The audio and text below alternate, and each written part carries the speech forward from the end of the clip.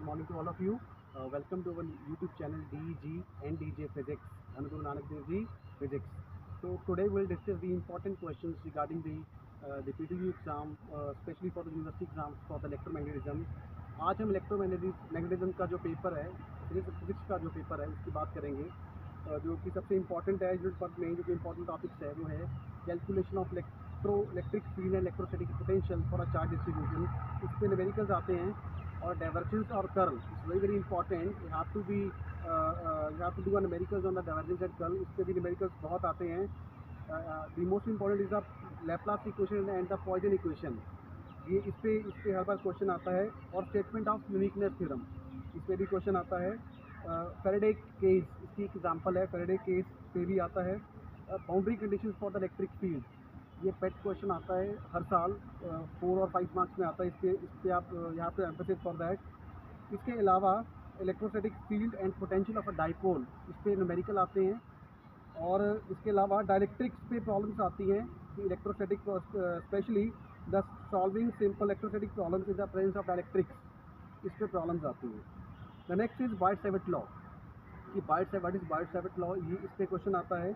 Divergence and curl of the static magnetic field, vector potential, magnetization, इस पे हर बार एक क्वेश्चन आता है। और boundary condition for on B of P and H, इस पे भी ये boundary condition it's a most important.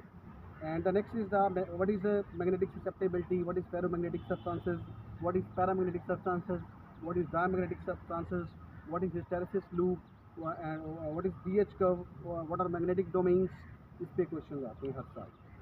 आगे बढ़ते हैं दोस्तों। आगे मैं बात करूंगा कि Faraday's law, what is Faraday's law and statement of the Faraday's law, Lenz's law, इस पे क्वेश्चन आता है। Differential form of the Faraday's law, इस पे क्वेश्चन आता है। The most important is the quantity question for the current density, ये आता है। इसके अलावा जो इस रूल में सबसे ज़्यादा मोस्ट इंपॉर्टेंट है वो है दोस्तों Maxwell equation, differential form of Maxwell equation और and integral form of Maxwell equation, ये इस पे आता है। For the vacuum and the non conducting media, इस पे क्वेश्चन आता है, जिसको हम लिखते हैं del cross E is equal to minus curly B by curly T, del cross H is equal to J plus curly B by curly T. तो del dot E is equal to rho, del dot B is equal to 0। तो इस पे question आता है। What is Poynting vector, what is Poynting theorem, इस पे question तकरीबन हर साल आता है। ठीक है दोस्तों, आगे बढ़ते हैं इलेक्ट्रोमैग्नेटिक वेव्स पे। व्हाट इज वेव इक्वेशन, ये बहुत इंपॉर्टेंट क्वेश्चन है। What is wave equation for the electromagnetic waves in free space and conducting media, इस पे आता है। What is uniform plane wave and its solution, इस पे दोस्तों क्वेश्चन आता है। इसके अलावा relation between electric field and magnetic field of the electromagnetic wave and their transverse nature, इस पे क्वेश्चन आता है। And apart from that I will discuss the what is linear polarization, what is circular polarization and what is elliptical polarization, इस पे भी question आता है। And the last but not least is the reflection and transmission of electromagnetic wave from a non conducting media and for a non-conducting media oblique vacuum interface for the normal incidence, इस पे भी questions आता है।